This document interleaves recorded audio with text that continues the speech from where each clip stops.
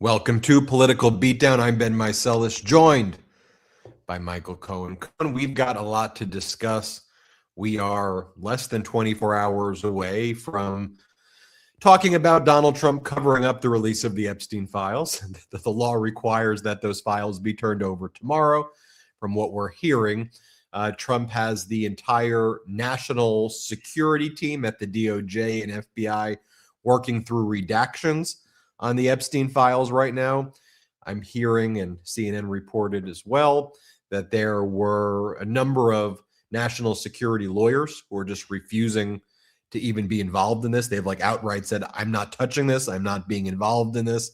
But others are involved in it. It's pretty unusual that the national security team is involved, but I think there's nobody else who's agreeing to do this work. So we'll focus on that. The New York Times, which is weird, Ben, right? Because didn't early on there was allegedly 1,000 FBI agents combing through these documents?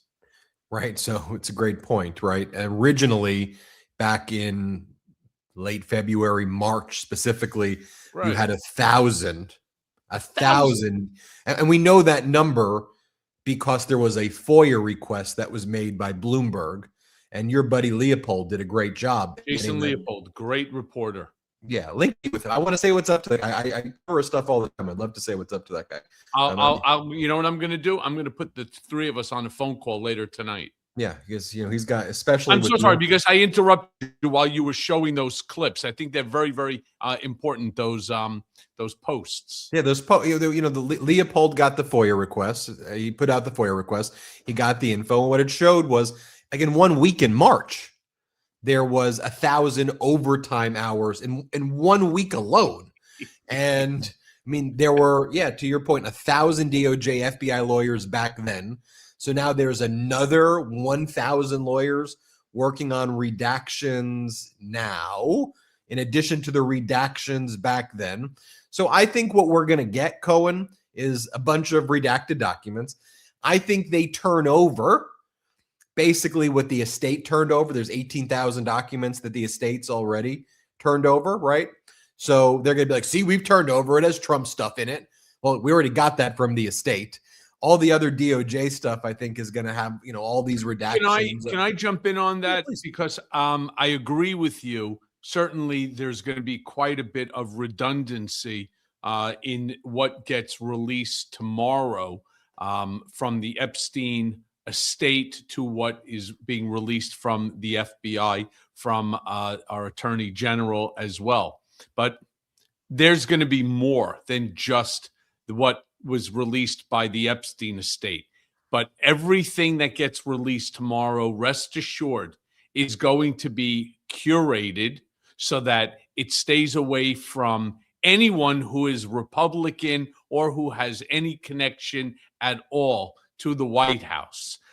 So there will be individuals who have no connection whatsoever. That information will come out, also most probably highly redacted, but it will be there. But I don't think it's going to just be solely the same documents.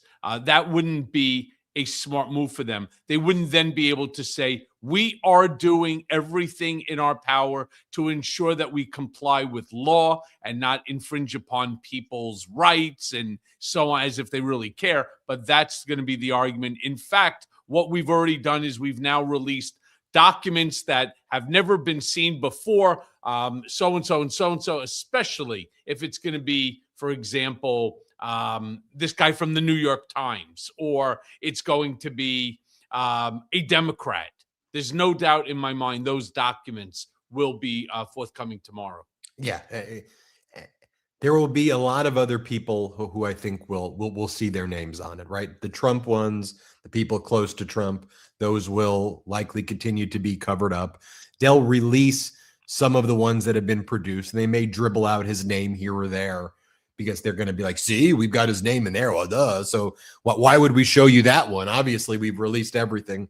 But this is going to be an ongoing task. Like, you have to always realize that everything Trump does, is always going to have that element to it. The New York Times wrote a real big expose this morning also, where they had meticulous sourcing. Like, Epstein's old assistant from the 1990s, talking about how Epstein would put Donald Trump on speakerphone and they would brag about like women's pubic hair and the intent this assistant believed was to make her uncomfortable, almost like a form of harassment that Epstein would put her through by putting Trump on speakerphone while he bragged about the way the New York Times Ben, sexual not harassment, my brother. I've heard people say it's a form of grooming. I actually, it's a great perspective. Those thoughts is that you hear that, you keep showing the people that, you create that environment, you normalize that environment, and then you bring it's certainly a sick and disgusting thing, but you're absolutely right that that's the environment that Epstein created. And then of course there are, the photos of Epstein. There was that one disgusting photo with a group of, like, their faces were redacted, but those people looked like very young girls in the photo, looking like they're giving him, massages or doing something with his nails or something like that. But this was Trump's world in the 1990s. I mean, Epstein was his guy. People were saying they were best buds, they were best friends, so much so that Epstein said that he, to people at that time, that he had a stand before whatever went down, 2004, 2005, 2006, 2007, that period, that he had a place that he could always stay at Mar-a-Lago, and that they were best friends at the time. So we will keep everybody posted on that. You saw this morning also, let's talk before this morning. I should rewind and get your reaction, Cohen, to last night, right? Donald Trump gave a national address. He made all the networks cover it. The network shouldn't have covered it, but they gave him whatever it was, 19 minutes. They requested 15 minutes. They gave him the 19 minutes, where afterwards what was trending was like hashtag Adderall president. We forget sometimes, Cohen, that a lot of people don't follow the day-to-day happenings of what's going on. And they feel the pain that Trump's causing them. So Trump's favorability has dropped, but Trump interrupts your regularly scheduled programming, right? Your favorite TV show, your sporting event, whatever, to do this. No, Survivor. What are you talking about? Survivor. There were like 10 million freaking people, watching Survivor at the time. And all of a sudden, we apologize for this, unscheduled interruption, breaking news coming from the White House, the president of the United States. And people are like, what the F? Yeah, and people are thinking, okay, get ready for this, Jeremy, right? So people are thinking, okay, are we going to war? Is there some sort of, national crises? Why are we being addressed as a nation? So Trump steps up and he goes, my favorite word is tariffs, tariffs, tariffs, tariffs. Here, play the clip. Much of this success has been accomplished by tariffs. My favorite word, tariffs, which for many decades have been used successfully by other countries against us, but not anymore.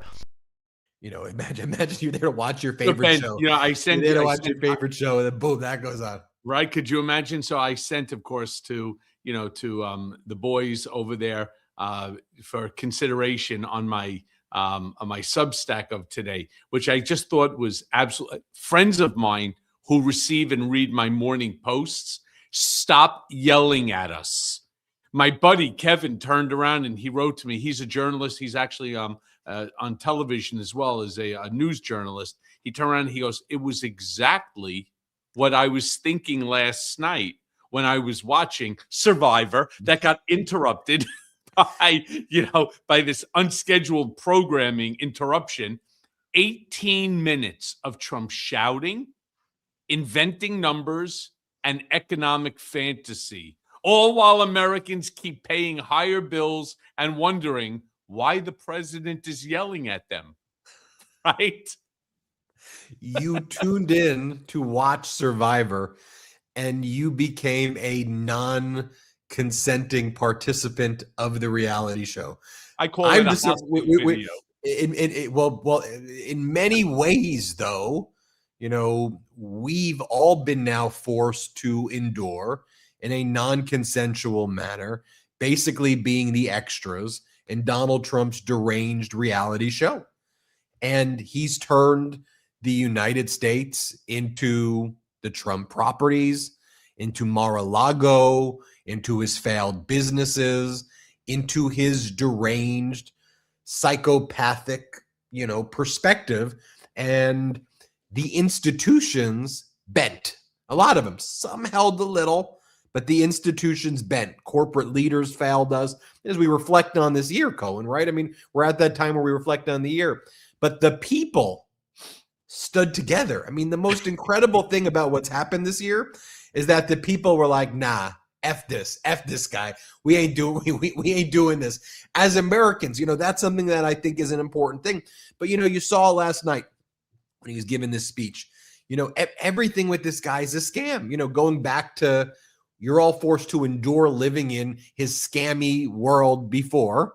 One in which, Cohen, you had to testify against him in a criminal case and a civil case, and testified 9 times or whatever the number was on seven times in Congress. And so yesterday, one of the things that he's announcing, because he knows people are suffering, so he's like, what can I do? What can I do? He's like, here's what I'm going to do. They're going to love me for this one. 1776. That's a good brand. 1776. I'm going to give the military, everyone's worried about a war, I'm going to give them $1,776 to 1,450 members of the armed services. I'm going to give them a warrior dividend is what he calls it. I think you mean 1,450,000. What did I say? Veterans, 1,450. It's 1,400. 1,450,000. Yeah. I mean, let me be clear. Please put that back up a second, Jeremy, because Ben and I are not letting this go. More than $2.9 billion is now going, right? Which, by the way, has already been allocated for housing allowances for the troops. This is not newly created money that he tries to say that has been created by tariffs. And so, first and foremost, I'm going to repeat it like I say every time. Tariffs are taxes, and consumers pay tariffs. Meaning, even if there is money that's sitting somewhere in a tariff coffer, it's an extra tax on you and I. We all see it in the stores. Let's stop bullshitting about that one. But more importantly, this requisition of the 1776 warrior distribution, all right, is coming from housing allocation. So what happens when these folks end up needing money, right, from their housing allowances that have been already approved by Congress and giving it to them as a bonus? So it looks like it's coming from him. Now, if I can turn around and say one more thing here, Ben, I'm going to let you read it. But before I let you start, I want people to know one thing. That 1776 is not tax-free money. It is taxable money. So they don't get even 1,776. If you are a veteran from the city and state of New York, where we have federal, state, and city, you're paying on that money somewhere in the ballpark of about 40% on it. So you could knock off another, say, $400 up. So your 1776 is more like 1376. But Congress, in a bipartisan way, did their job. They very rarely work together in a bipartisan way, right? But they recognized with these funds that they wanted to basically put this aside as a way to purely deal with the housing crisis and the fact that our service members should be making sure that they get great housing, right? We all want them to make sure they do, and that this could help make their housing affordable. And there were other mechanisms to try to make service members' housing affordable. Now, there's lots of studies that are done on this too, right? And this is not just like Congress saying, 2.9 billion, throw it there. No, what they recognize also, and studies show, that if you just gave a check to an 18-year-old or 19-year-old newly enlisted soldier, right, They may, and I'm not trying to disparage them. They may go out and spend it on gifts for themselves, on a car, at a bar, with friends, partying, whatever. It's a very stressful gig that they have. So Congress was saying, we need to just make sure that this is safeguarded to focus on their housing, because we don't want to be in a position where our service members then come back to us and say, we don't have housing, or we don't have it in an affordable way. So Trump's like, yeah, I'm going to snatch that. I'm going to take that. And then I'm going to just, it's reckless. It's irresponsible. It will ultimately potentially force that funding to be replenished and perhaps dealt with again. And so here, but just even, it's funny. I've given examples of the sham wow guy, and people. Do you remember the sham wow guy? He's like joking. I bought several of them. You bought the sham wow. It's a shammy. It's a wow. It's a sham wow. That guy growing up. When I was in college, I would see the sham wow advertisement everywhere, and I was like, Trump's like the sham wow guy. The funny thing is, sham wow guy is a MAGA guy. He's and he was running recently for election. I forget in what state, but it's just funny that guy became a MAGA guy. And there's weird things about that guy also, but I won't get into that. But he became a MAGA guy. So watch as Trump talks about 1776. He's the sham wow guy. Here, watch it. Because of tariffs, along with the just passed One Big Beautiful Bill, tonight I am also proud to announce that more than 1,450,000, think of this, 1,450,000 military service members will receive a special, we call Warrior Dividend before Christmas, a Warrior Dividend in honor of our nation's founding in 1776. We are sending every soldier $1,776. Scam wow. Scam wow. I mean, bring that freaking check. Bring that chamois. Bring that check. All right. Bring that chamois. It's unbelievable. I said in my Substack, but just, this was not a presidential address.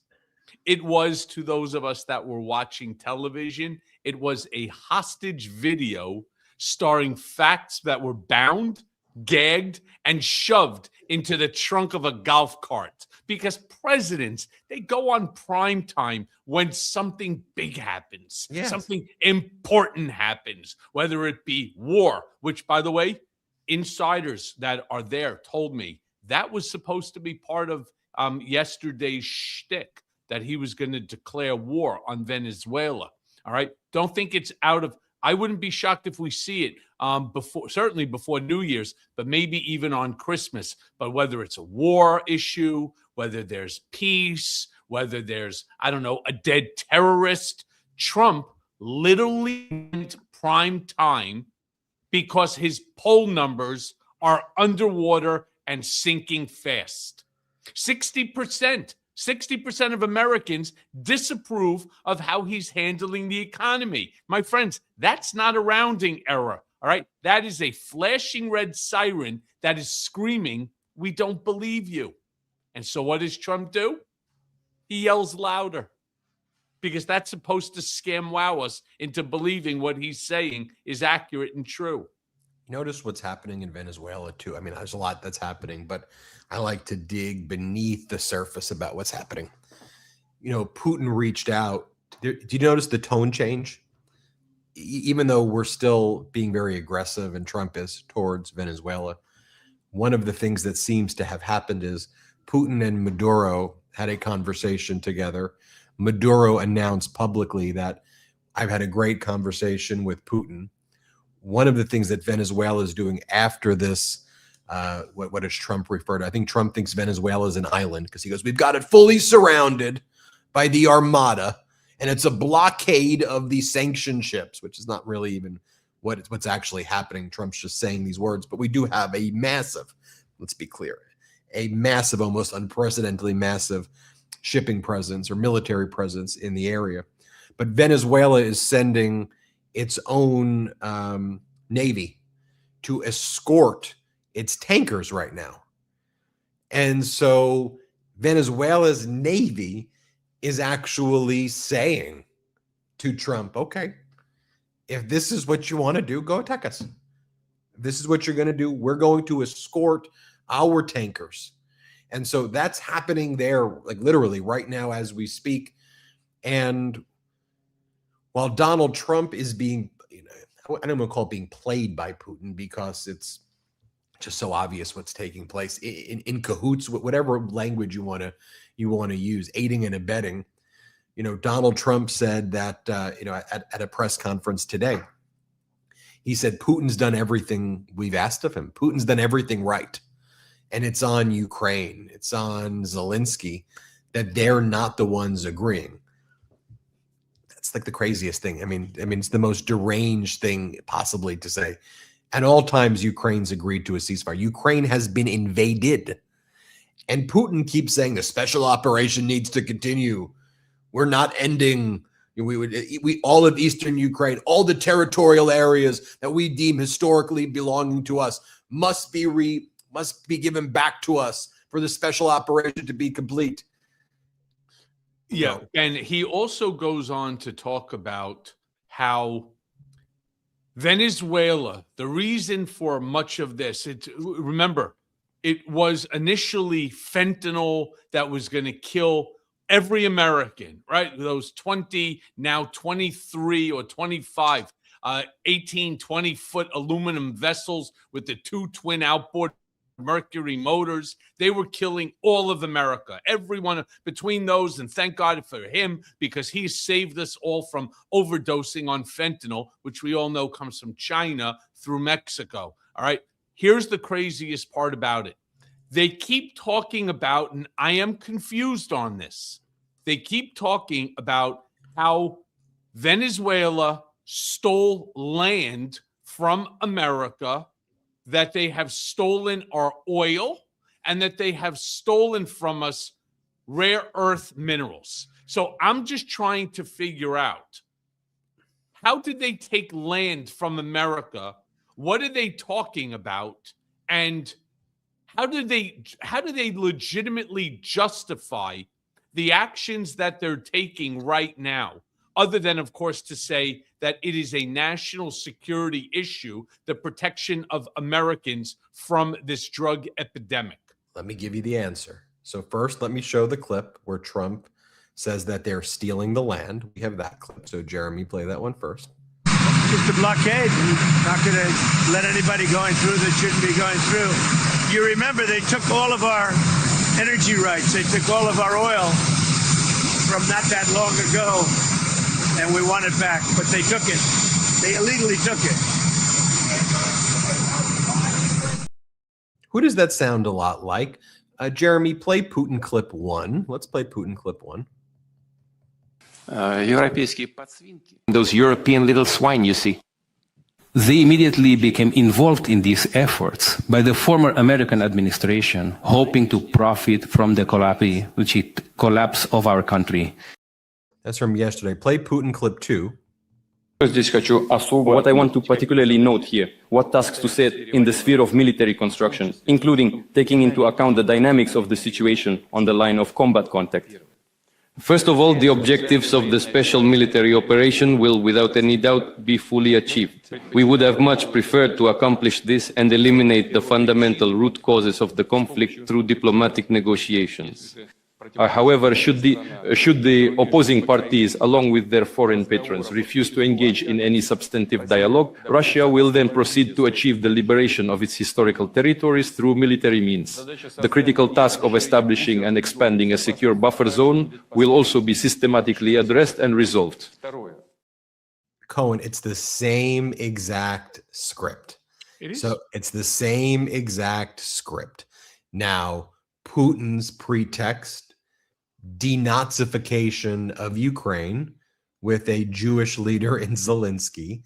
And that's what Putin's saying. Denazification. Yeah, but you see, Putin does a lot of the same exact things that Trump does. Yeah. Well, Trump does a lot of the same things Putin does. Yeah. All right, they both do the exact same thing. It's an authoritarian ideology. Stalin did it. Many autocrats and dictators have done it. What they do is they pick a tree and then they claim that that tree is the forest. For example, in this specific case, and we all have seen Trump do it 1,000 times, right? Where he'll turn around and he'll say, like, for example, the Russia hoax. Oh, it was a hoax, right? But that doesn't mean everything is a hoax. Putin, for example, is talking about the denazification of Ukraine as if he's standing up for Jews. No, no. It is factually accurate that Ukraine has a history of anti-Semitism. It's factually accurate.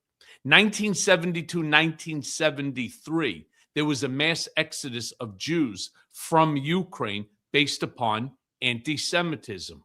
How do I know this? Because my wife and my in-laws, along with about 100 of my friends who are Ukrainian born, all came to the United States at the same time via different routes. Like my wife first through Italy, then Italy to Israel, Israel to the United States. It's factually accurate. But that doesn't mean today that Ukraine is anti-Semitic, that it is a Nazi stronghold, that you need Vladimir Putin to wipe out the entire population to denazify. What he's doing is he's using the tree to build an entire forest out of it. All right. It is a act right out of every single authoritarian playbook. And Trump doesn't miss a beat on that either. Well, he's also, I think, using the tree to bludgeon people into submission to agree that the tree is actually a golden nugget, right? Or whatever, until you say what it is, he believes it is, and bend reality to his vision. And, you talk about, Donald Trump saying this is a hoax or that's a hoax or this or the other thing. I mean, just, I want to show you in real time. This is Trump's authoritarian mindset, but then I'll show you otherwise potentially good, smart people who exhibit what has been referred to in Nazi times by a famous writer as the banality of evil, who bend to it, who concede, who tap out, who submit, and then they agree with the narrative of the authoritarian, and they become compromised for life because they've now bought into it and they've demeaned themselves despite all their education and everything to that level. So I'll just give you just an example. In the past 48 hours, there was a hearing on Capitol Hill that went little noticed, and it was to confirm new judges that Trump wants to appoint and Trump appointees. So Democratic Senator Blumenthal asks these people, when you look at these people, like their background's not necessarily ultra MAGA this or ultra MAGA that, but they've now shaped their entire worldview to Donald Trump's deranged MAGA cult. So when he asks them, was January 6th an attack on the Capitol building? Pretty basic question. Was January 6th an attack on the Capitol? What is your thought about that? Here, though, this is what the authoritarian does. He sees people, he sees the weakness of them, clobbers them, and then they go and watch these people just basically say, I can't answer that. I don't know. I'm not sure what it is. And then boom, in the cult. It's almost like watch zombie movies. When the zombie bites your neck, right? Or when the zombie whatever, you're a zombie. They got you. Watch them become zombies right here. Here, play this clip. Was the United States Capitol attacked on January 6, 2021? And again, Senator, as a sitting judge under Rule 2 of the Missouri Rules of Judicial Ethics, I believe that there are cases pending in front of courts. And so due to pending or impending litigation, I cannot comment on anything of political controversy. I'm not asking you about a specific individual. Was the Capitol attacked? And again, I do believe that there are cases currently in front of courts. And so as a sitting judge under Rule 2, I cannot answer. Mr. Lee? Same answer, and I would add that as an employee of the Department of Justice, I would refer to the Department of Justice's positions and briefs. Mr. Olson?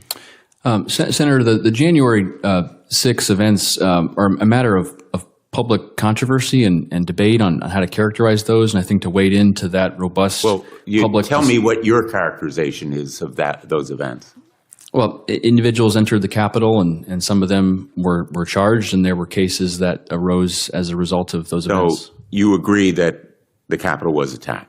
Well, Senator, the qualitative characterization, I think, of what happened and how it's been referred to by various individuals is debated, and I think to weigh in on that would be improper.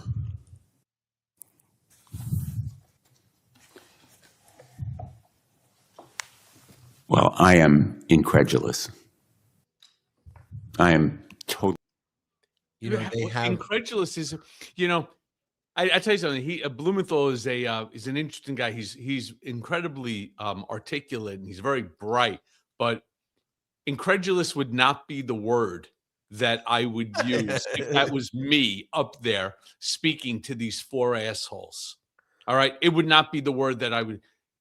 Can you four really sit there and turn around while you are now here under subpoena before this committee? I suspect it's subpoena. And you want to tell me that there are cases? When was that hearing, by the way? 2 days ago. Okay. You know that Trump gave every single one of those individuals a pardon. So there are no cases that should be pending before anyone. That is yet another lie, right? They were all pardoned, every single one, including my pal over there, Pam Hempel, right, known as the MAGA granny, who turned around and is trying to fight the pardon that she received because she doesn't want anything from him. So how many cases, how is it possible that there's a case simply when the president of the United States, who has made it crystal clear, anybody who is there, anybody that is charged with anything has now received a pardon from the president. So how does any of this jive? But you make a great point about what Blumenthal said at the end, incredulous. I'm not saying this in it like I don't use the word incredulous that much. And so when a person who's maybe not like steeped in, I mean, it's like, okay, the word incredulous, we get what it means. Like, it's not a word that's like used. I'm like, honey, I'm incredulous, very incredulous about what you're like. And so the word and the reaction that's why I say like the banality of evil, right? The banality, like there's something about that whole scene that's deeply dystopian and disturbing. I think why people like the show is that you give the two finger salute. Like, well, you look at that. You're always going to get from Ben. You're always going to get it from me, right? Sometimes I go too far, but you will always get it from my Touch Network. You will always get truth. You will always get it truth based on fact. It's easy for me to turn around and to say, well, I think so-and-so based off of innuendo or hypotheticals. That's not what this network was about. When I started with Ben, how many years ago? 5.5. One of the things that we talked about at length was that his network, this Midas Touch network, was going to be a network where people can come and when they walk away, they know that the information that they got is accurate and correct, plain and simple. And you know what? They've lived up to that. They've lived up to that promise. And I will too. I don't talk about innuendo. It's why I get so frustrated at people when they start talking about, well, I know what that photograph means. No, you don't. No, you don't. You know what we need? We need the documents in that Epstein file to corroborate what we think. And when those documents, when the 982-page Project 2025 was released, I'll tell you two people who actually read every single word of every single page and came back and reported on it on a daily basis. It's Ben and I. I know other people did too, but I also know that Ben and I read every single word of that manifesto put out by Russell Vought and others, in order to dismantle our democracy. Plain and simple. We will never allow that to happen. Now, sometimes you may say, oh, well, Michael, you're standing up for Donald Trump. Why are you standing up for him? No, I'm not. No, I'm not. I'm giving you a fact, not an opinion. You have an opinion. What I come to the table with is fact, because many of these things that you're questioning, I lived through it. It's not that I have some specific knowledge that I read somewhere. No. I lived through it. I know it like I know my own birthday. And that's the point we're trying to make. We all need to join together. We need to be so big, so strong. Did anybody see, for example, on CNN, Harry Enton talking about how the Democrats are faring right now in terms of favorability? Ben, did you see that as well? No, what's the latest? Horrible. In fact, Democrats are like 1 basis point below the favorability of Republicans. I was like, how? Can somebody please share with me, how is it possible with everything that's going on, 42 million Americans taken off of food assistance, you have over 25 million Americans are going to be losing health coverage. Can somebody please explain to me what the Democratic Party is doing, or maybe not doing, in order to increase the favorability? Because my biggest fear, and I say it all the time, while we have the momentum right now, they are not fake polls. Stop. All right. One thing I can assure you. All right. This was like an Ipsos, CNN, NPR poll. This is not a fake poll. We need to ensure that the midterm elections are so overwhelmingly blue that we end up wiping the red right off the map. Because if not, what we see happening today, including that hall of shame where Trump and his people put those placards underneath presidents and disparage them. My God, this is our house. This is our house. This isn't his house. It's our house. And they do these things. This stuff is going to happen every single day unless we do what we need to do to continue to grow this community. We need to continue to make sure people get out and vote. And we need to be angry. We need to be mobilized. We need to be aggressive. Because if not, my biggest fear is what happened with Kamala Harris is going to happen again in 2026. Let's take our first and only quick break of the show. I have a sense of who you'll give the 2-finger salute to. We'll be right back to find out for sure. Reminder, subscribe to the Mea Culpa audio podcast. That's Michael Cohen's audio podcast. Subscribe to his YouTube channel at The Michael Cohen Show. Subscribe there. Subscribe to Michael Cohen Substack. Michael Cohen Substack. Subscribe right here on the Midas Touch Network, and we'll be right back. You ever open up your closet, you put on a shirt, and instantly you wonder why clothing companies hate us? Too tight in one spot, ballooning out in another, like it's personally offended by your existence. Well, that used to be my entire wardrobe until I switched to True Classic. I mean, these guys had one mission in mind: premium, comfortable clothing for real people who don't want to drop designer money just to look like they bothered to get dressed. And clearly, the mission worked. 25 million shirts, 5 million customers, 200,000 5-star reviews. That's not a fan base. That's a movement. But here's what hooked me. True Classic isn't about fashion theater. It's about confidence. You throw one on and suddenly the shirt fits the way shirts are supposed to fit. Tailored where you want it. Relaxed where you need it. No bunching, no weird shoulder puff, no stiff fabric making you feel like, I don't know, you're wearing a cardboard cutout of yourself. And now they've got options for everyone, men, women, kids, which makes holiday gifting dangerously easy. And instead of guessing sizes or, I don't know, buying someone a sweater they'll pretend to like for exactly 14 seconds, you give them something that they'll actually wear. And not just once, like for real. I've been wearing True Classic for a while now, and I'm telling you, the moment it goes on, you feel the difference. It's not trying too hard. It's not underperforming. It's just a clean, sharp, comfortable fit that makes getting dressed the easiest part of your day. And I'll take that as a win. So skip the pricey designer stuff that costs more than a therapy session. Give comfort, give confidence, give True Classic. And you could grab them at Amazon, Target, Costco, Sam's Club, or avoid humanity entirely and just order straight from trueclassic.com/beat.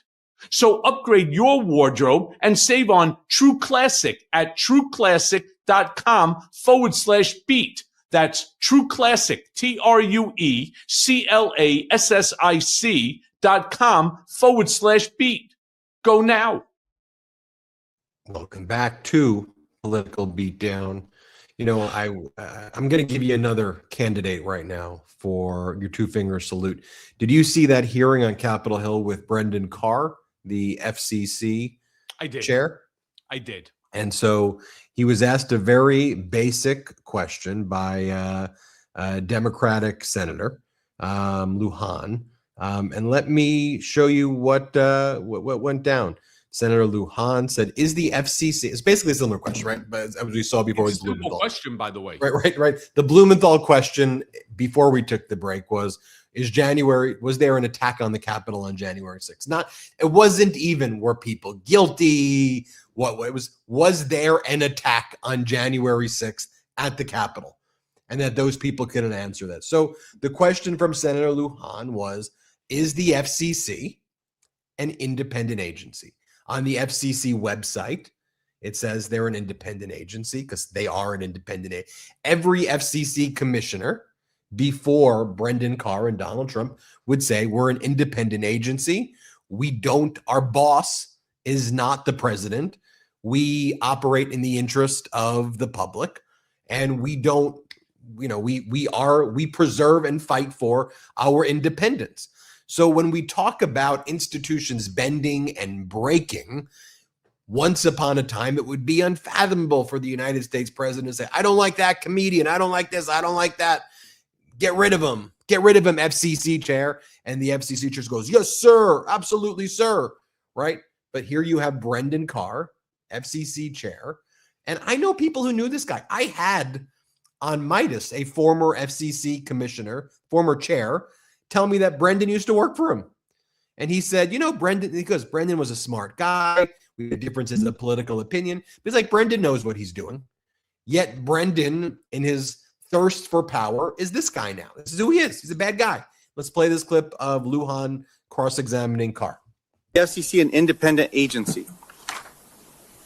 Senator, thanks for that question. I think yes or no is all we need, sir. Yes or no, is it independent? Well, there's a test for this in the law, in the key portion of that test. Yes or no, Brendan? The key portion of that test is... I'm going to go to Commissioner Trusty. So just so you know, Brendan, on your website, it just simply says, man, the FCC is independent. This isn't a trick question. Okay, the FCC is yes not... or no? Is not. Okay. Is not... So is your website wrong? Is your website lying?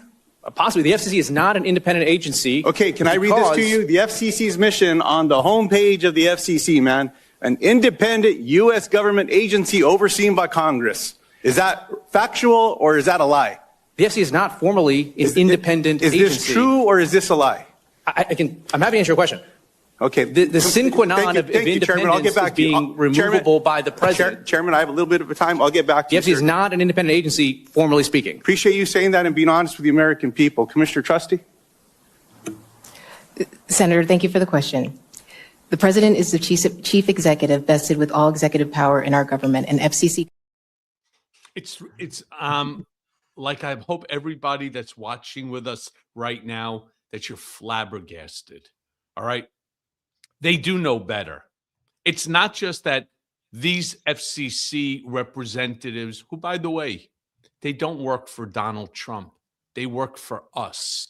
They work for the government. The government works for the people.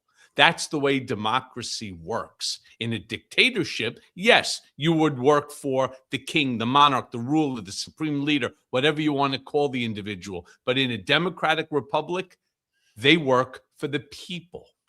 And what a shame that you can't even answer a question. Are you independent?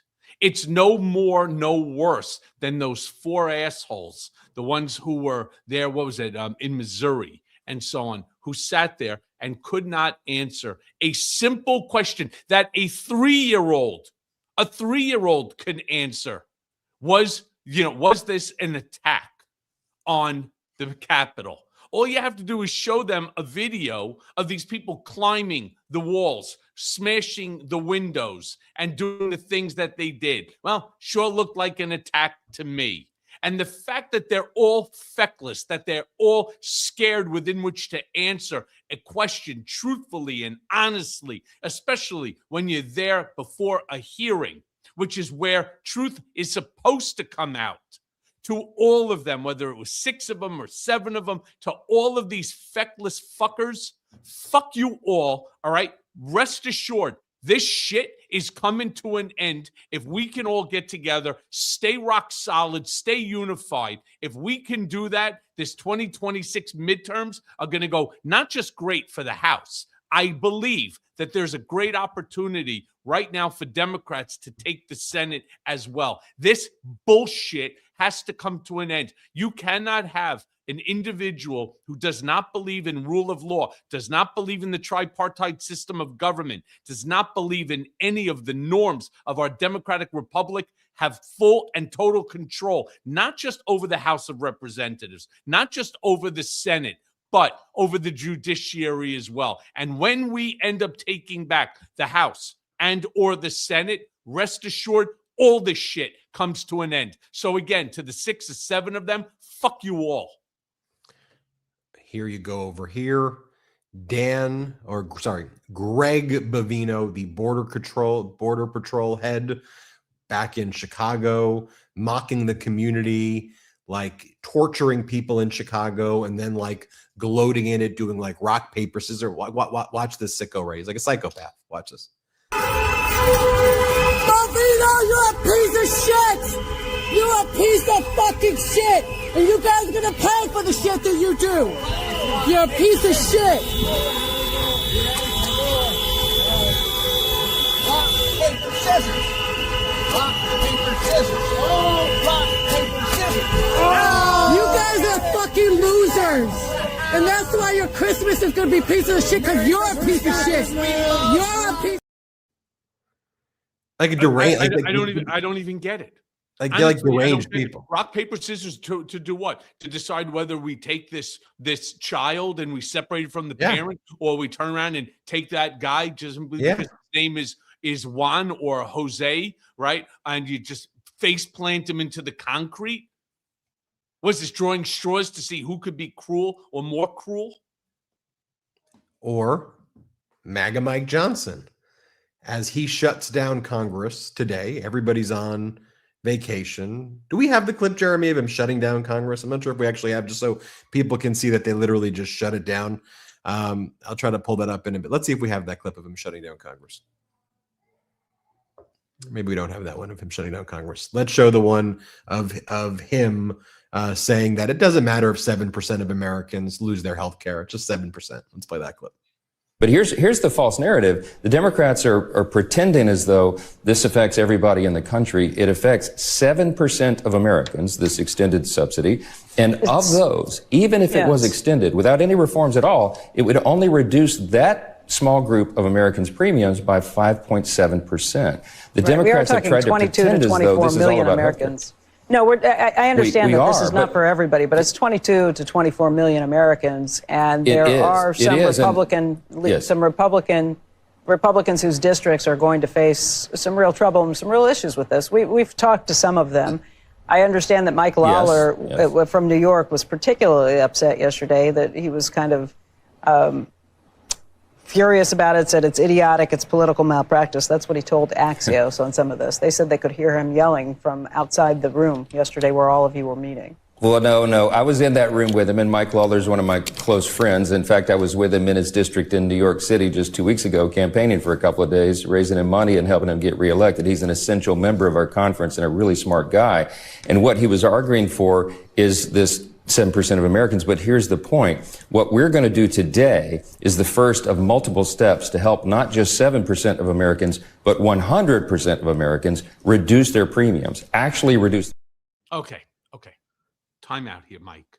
MAGA Mike, right? With your with your makeup and your lipstick. I mean, there's something with all these guys with JD Vance and the eyeliner and honestly, MAGA Mike looks like one of those porcelain dolls where, the cheeks are all rosy and he's got like the powdered makeup all over. Let me be crystal clear on something. 22 to 25 Americans, right, who are going to lose their health care, that's losing their health care. I know that my wife, since last Friday, been working every single day in speaking to the agent from the insurance company because we got a letter that our insurance premium is going to be increased by 25%. It's already stupidly expensive. Now it becomes almost cost prohibitive. So she's sitting there literally since last Friday. So it's easy for them to say, oh, this doesn't really affect that many people because it doesn't affect them. And that's the problem. They are not being treated the way they have health coverage that's better than any health plan. No matter if you pay $10,000 per person per month, their insurance policy is still better. And with all due respect to us, because I think we're all stupid, we're actually paying for their health coverage. Right. And yet they have no regard for us. There's something really wrong going on here. And that's why MAGA Mike Johnson will most probably end up losing the speakership literally when they come back in January. Take a look at what Lawler said, though. Like we have Lawler on tape. You heard what MAGA Mike said. What did Lawler, the MAGA Republican from New York 17th Congressional District, have to say? Let's play it. Final product will have to be a compromise. And that's been my point from the start. Do the work. Right. Do the bipartisan compromise. And frankly, Dana, this is important. Yeah. Both leaders have failed here because we don't have a bill on the floor, and Hakeem Jeffries is sticking with his 3 years or bust with no reforms. Okay. So it creates a real challenge to get something done. But Hakeem Jeffries does not have the power to bring something to the floor, as you know. With the discharge, he does with the discharge. Right. With the discharge. I mean, but that's why you did it. I'm saying. Right. And so they went ahead, they filed for the discharge petition. They had the votes. And what does MAGA Mike do, Ben? Right? Guy starts preparing for the Olympics in sprinting, and he sprints the hell out of D.C. faster, right, than Flash Gordon. I mean, this is simply out of control. Anytime that something is coming up that they cannot control because his entire GOP house is fractured, they just run like the wind. Finally, let's talk about this last thing. Donald Trump renaming the Kennedy Center unlawfully. He doesn't have the right to do this, to the Trump Kennedy Center. The Kennedy family is just, other than I guess RFK, I mean, they're horrified by this. I mean, the idea of this naming was for a fallen president who contributed to the arts. For Donald Trump, not posthumously, but right now, to put his name on the Kennedy Center. So Trump has his own board of lackeys. It's like Pam Bondi's on there and Susie Wise. It's like literally it's like his crew, right? Dan Scavino.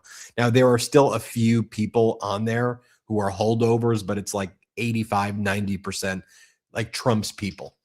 And what happened was there was a phone call by the board. And what the board did of Trump's people is they muted everybody's line. So even though they would have had the ability to pass this anyway because it's just Trump's people, and this is what they're doing. Now, let me be clear. Even if they pass it, it's symbolic because it has to be congressionally approved. And Congress didn't approve this. And so it's just like when Trump calls the Secretary of Defense, the Secretary of War, the War Department right now, like it's an unlawful act.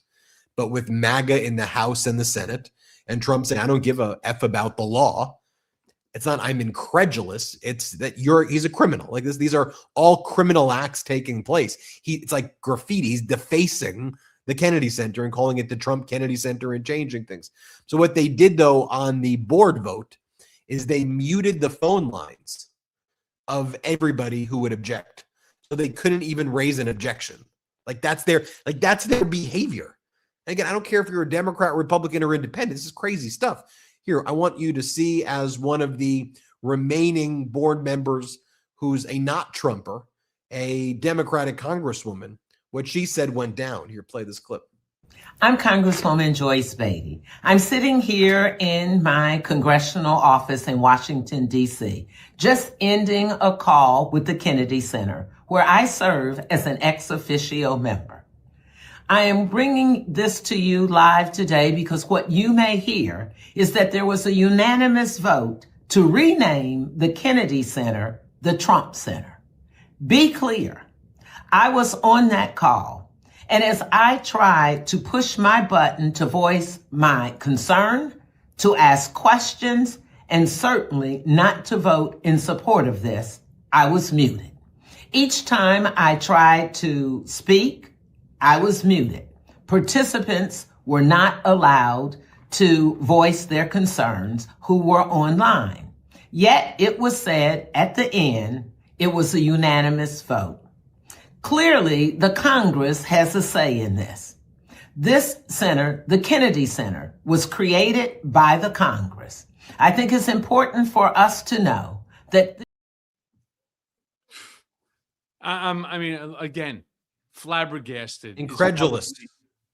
Right. I'm incredulous. Incredulous. I'm going to use other words. I'm indubitably incredulous right now. All right, everybody.